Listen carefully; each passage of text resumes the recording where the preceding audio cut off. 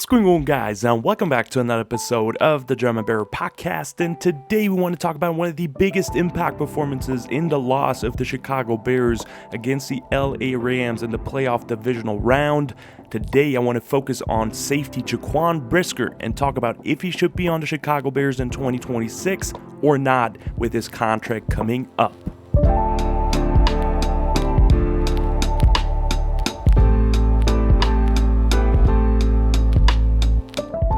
And like I said in today's intro, it's going to be all about Jaquan Brisker, the DB for the Chicago Bears. He's not under contract in 2026, and this is one big decision the Chicago Bears have to make if they want to keep him or if they want to move on from him moving forward. But before we want to focus back on Jaquan Brisker and what he was able to do against LA, a quick game recap. A 20-17 overtime loss for the Chicago Bears. Obviously, a lot of things went right for the defense against a Sean McVay-led offense with also Matthew Stafford, the MVP frontrunner. I think they did an awesome job all day long, keeping them basically out of the game and giving the offense a lot of opportunities, but the offense was just not able to follow through and win that game at the end here. And obviously the season ended basically with a big interception by Caleb Williams, even though to me it was a lot of it at least on DJ Moore for not flattening his crossing route and keep dragging it upfield, drifting, and the ball then being intercepted with no effort by any wide receiver nearby. But with that being said, anyways, I think overall I'm super happy with how this season went. It was the most fun I've had ever watching the Bears as a Bears fan in my lifetime, and I think they are far ahead of schedule, and we can all be happy that they made it this far. Now, obviously, it was a game that was very winnable, so that's obviously a stinker a little bit. That's going to hurt for a little while, but at the end of the day, Ben Johnson, year one with a new system, they did a great job overall, just competing all year long, and obviously not always sustainable, winning close games, but it was a great foundation-setting season for then now the championship window, which is about to be opening up really soon, hoping we have a strong offseason and just add on to the talent on this roster and make it a little bit better. And this discussion has to start with going back now to Jaquan Brisker, the safety discussion, because both of them are not under contract. And today we want to focus on that tape against the LA Rams, but before we want to do that real quick for his stats against the Rams in this game, he played overall 78 snaps, 31 run defense snaps, 46 coverage snaps, and 1 pass rush snap on the day overall, and finished with 14 tackles, 8 stops on the day, 1 sack, 1 TFL, and an average depth of tackle of only 2.6 yards. So if he made plays, he made them quickly and near the line of scrimmage. And then in coverage, it differs a little bit for different stats and different stat providers. For next gen stats, he was targeted 5 times and allowed only 1 reception for 6 yards. He had 3 forced incompletions on the day and a allowed passer rating of 39.6 and 1 pass breakup. And then for PFF, he was targeted 8 times, according to them, allowed 4 receptions, which is obviously a huge difference. So overall, it doesn't really matter because we're going to look at the tape today and see what he did in the All-22 film room. But you see, different stat providers give you different answers, so that's obviously a big thing. But in my opinion, there is a man coverage example later on that we're going to look into more in detail that I think he allowed, and that should have definitely counted towards his stats and the allowed yards. But with that being said, let's move on. Don't waste any more time and get in today's All-22 film room.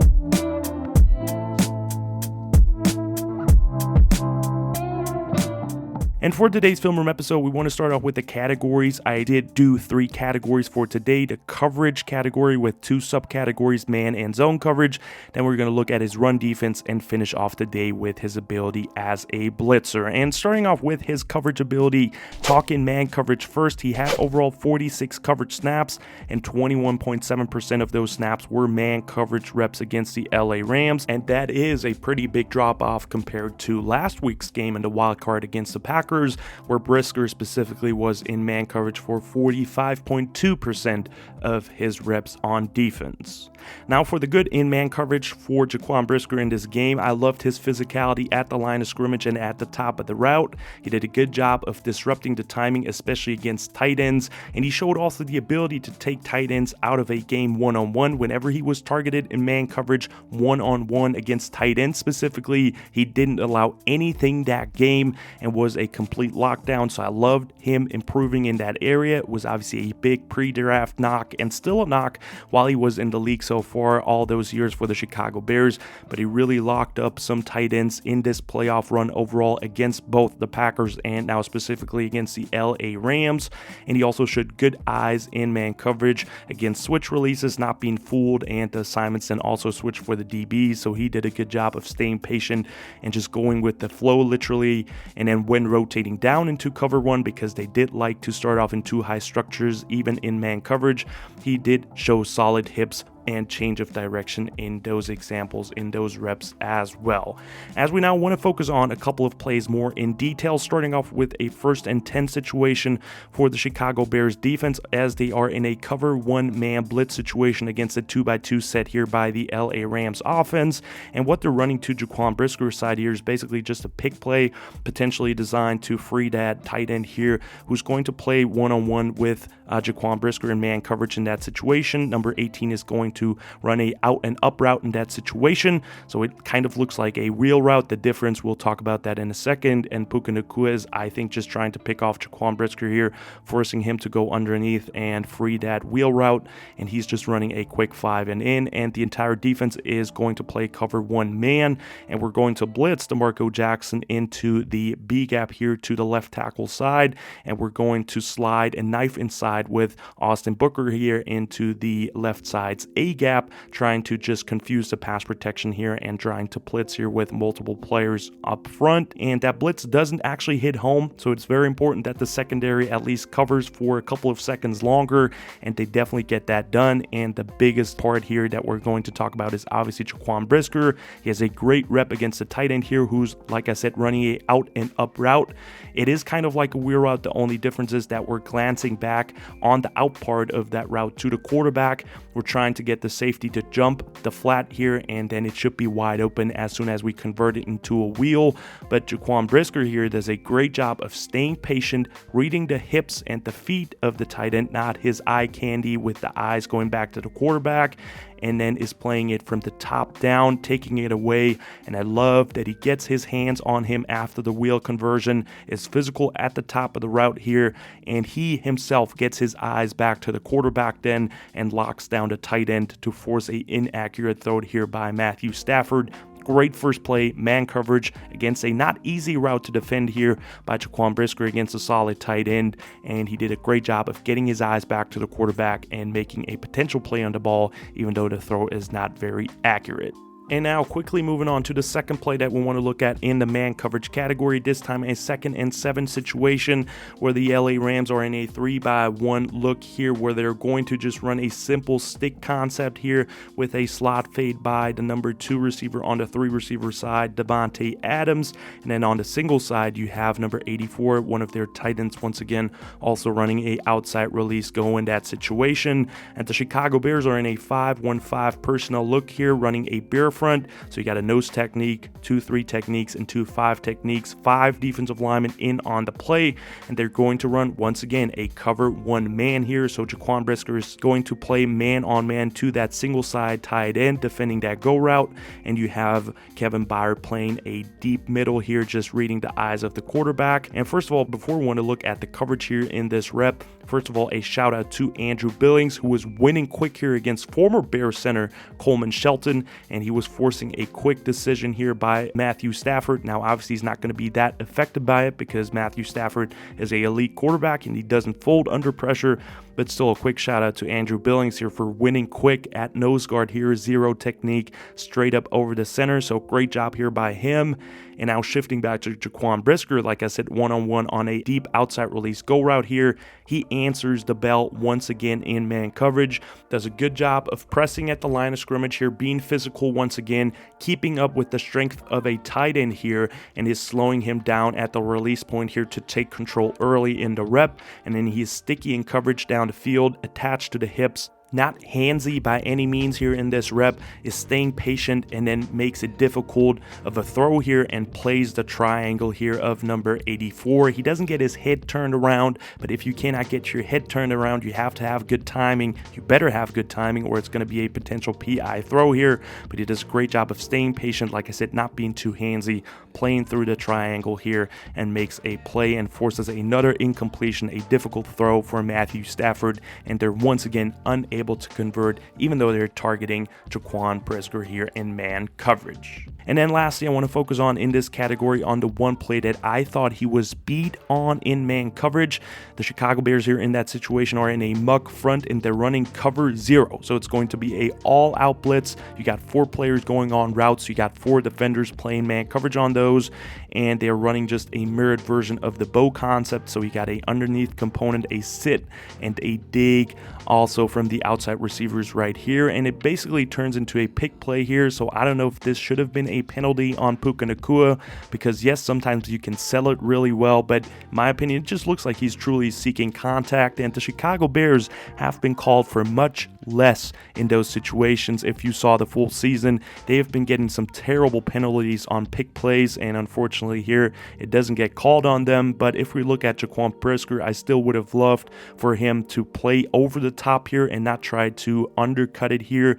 But still, it's easy to say now. It's a solid call by the Rams here that was not called a penalty overall, and this was kind of still on Jaquan Brisker in my opinion, because again, he could have played it over the top and not underneath, and he got beat here, and the Chicago Bears suffered a big loss here in that situation. Now we want to move on to the zone coverage next here, and I want to talk about his abilities as a deep safety as well as a hook to curl / flat safety in cover 3 situations, rotating down. I think overall he was good all day in zone coverage in both cover 2 / Tampa 2 and cover 3 looks. I love his versatility. Again, like I said, in cover 3, going down in sky or buzz rotations, playing the hook to curl or flats in those situations, and also at deep safety in cover 2 in Tampa 2 when he was asked of by Dennis Allen to play a deep half on the play. I liked his eyes in zone coverage, did a good job of reading his assignments and the quarterback's eyes flowing with his reads of the quarterback. He did great with angles and a trigger step. He was making good tackles in zone coverage and taking good angles overall on the day, and I think he did display solid hips and change of direction here too in zone coverage to pass off and take over in zone against routes ran by receivers and tight ends.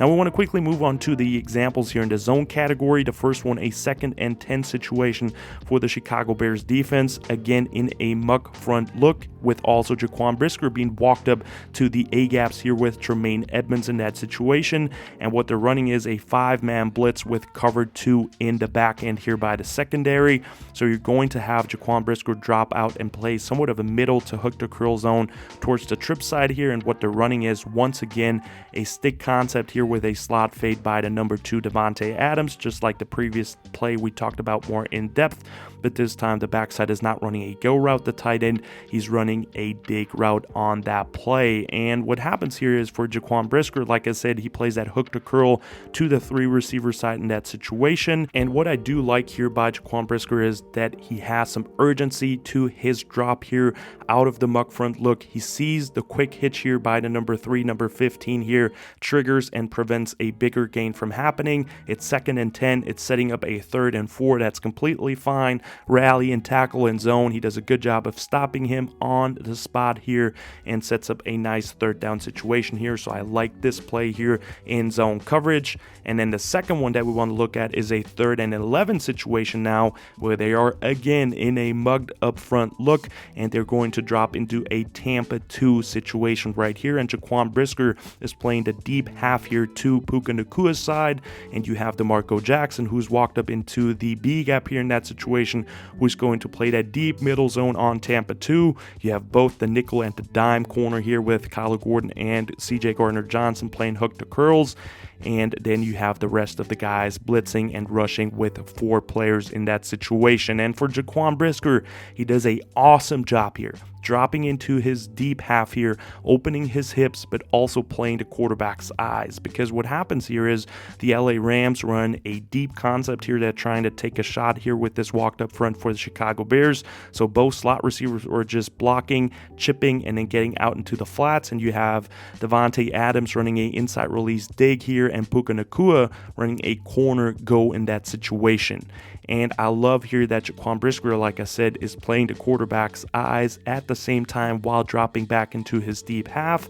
And as he sees Matthew Stafford come back to Puka Nacua here, turning his eyes to his receiver, he does a great job again of attaching onto Puka Nacua, travels with him down the field, and basically runs the route for Nacua here, turns the eyes to the ball once again, and breaks up the pass here against one of the best wide receivers in the NFL in zone coverage, showing his ability to play downhill, go into the underneath zones, but also drop back into a deep zone and make a play down the field. Incredible job here by Jaquan Brisker. I loved that rep overall. And then there's one bad rep, in my opinion, in zone coverage that we can look at today as well, which was a cover 3 sky situation with a post-snap rotation. So they once again start off in 2 high, and as soon as the ball is snapped, Jaquan Brisker rotates down into the flats to that side, and he has flat responsibilities, like I said right here, and I would like to see some more urgency here to get into the flats.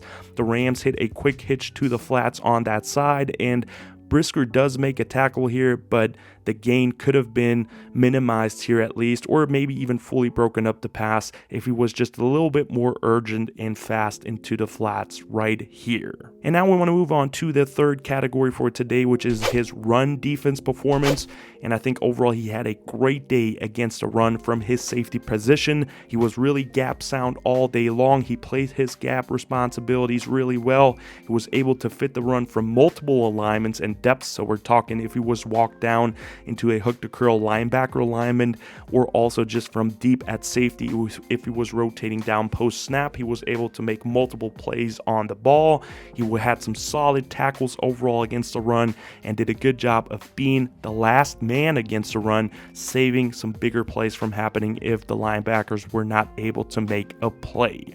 And we want to move on straight up into the examples here. A 1st and 10 situation where the LA Rams are in a 11 personnel tray formation tight alignment, and they're running wide zone to the 3 receiver side in that situation, and the Bears call cover 3 sky off of it. So again, post snap, Jaquan Brisker is automatically going to rotate down on that play, and his assignment right here is that backside A gap inside of Gervon Dexter and Montez Sweat. We're going to overshoot the play side here with DeMarco Jackson and Tremaine Edmonds, and then for Brisker, it's his responsibility to defend the backside and the cutback.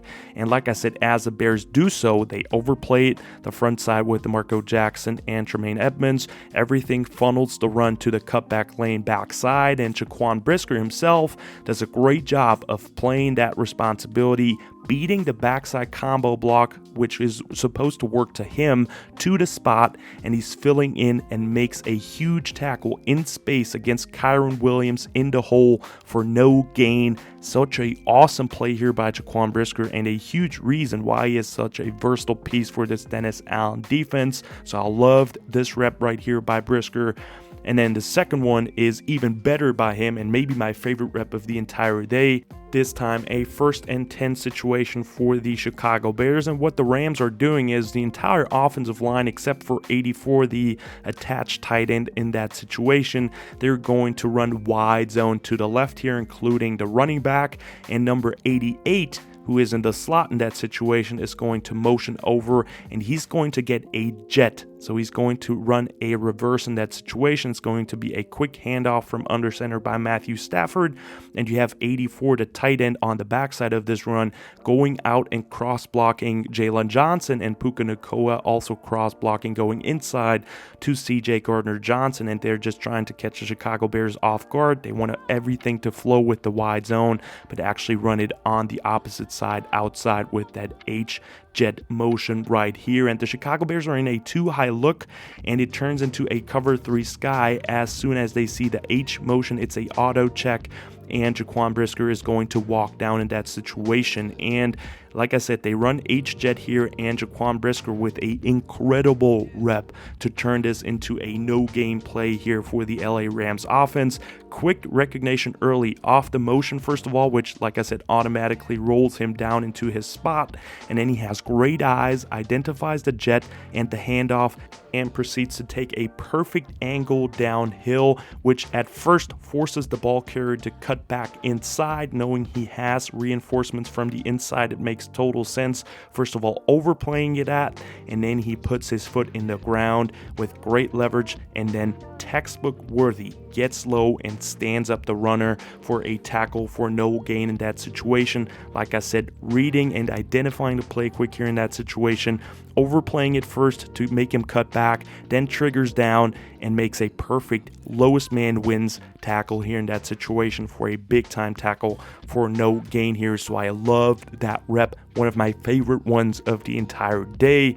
And then lastly, we want to look at his blitzing ability. He had obviously a sack in that game, and I want to break that play down for you guys real quick as well. A 1st and 10 situation for the Chicago Bears, as they are once again walked up with a lot of players to the line of scrimmage, and they're running a cover 1-man blitz here against a 13 personnel wing by the LA Rams. And what happens is you have Jaquan Brisker, who's lined up here all the way outside on the edge to the single side here. You also have Eamon Ogbongbemiga lined up as well over the tight end, and then you have Dominique Robinson as a 5 technique. And Dominique Robinson and Eamon Ogbongbemiga are both going to slant inside, and the Bears are just forcing the Rams here, who are sliding at Jaquan Brisker actually, so they should be able to pick it up. They forced them to make a mistake here in the protection, some sort of error here between the running back and the slide communication. Something is messed up, and that just frees up Jaquan Brisker completely. The running back doesn't get to him. He looks confused, and it's a free shot at Matthew Stafford. And for Jaquan Brisker, he does a great job, takes a good quick angle at the quarterback, and gets a big hit sack against Stafford for a big loss here on 1st and 10. Great call. They caught them off guard with some sort of protection error, like I said, and Brisker was able to take advantage of it, getting to the quarterback quickly and getting a big-time sack here in this game as a blitzer off the edge. And that last play leads us to the conclusion of today's episode. And first of all, how did Jaquan Brisker do against the LA Rams? And in my opinion, this was probably the most impactful and the best game Jaquan Brisker played in his entire Chicago Bears career. He was consistently around the ball. He made great plays against the run, stuffing, and just getting a lot of tackles for loss / for no gain. He was able to lock down tight ends in man coverage consistently in this game, which he also hasn't been able to do all year long or throughout his entire NFL career. And in zone coverage, he looked pretty solid too. Was it always perfect? No, definitely not. But I think he improved a lot in this playoff run specifically. He showed a lot more suddenness and understanding for zone coverage, and he peaked at the right time for the Chicago Bears. It's unfortunate they didn't win that game, but he showed out and made a good statement performance here against the Rams with this upcoming free agency and him potentially trying to re-sign here with the Chicago Bears. Now, the second question asked earlier, of course, was should the Bears consider to re-sign him to a deal and keep him here in Chicago? And if they really want to re-sign him, it has to be a deal that is not really heavy. It could be a prove-it deal. It could be a cheaper deal. Then it's a absolute yes, in my opinion, because you have so many players that you want to replace on this defense, okay? There's not a lot of great talent here on defense. The guys you want to take and really keep off the top of my head is really Kyler Gordon, Kevin Byard, and Jalen Johnson. But all the other players that are on bigger contracts, they're all replaceable in my opinion. So it's going to be tough if you really want to replace 8 guys on defense with new starters and actually get better guys than you have already.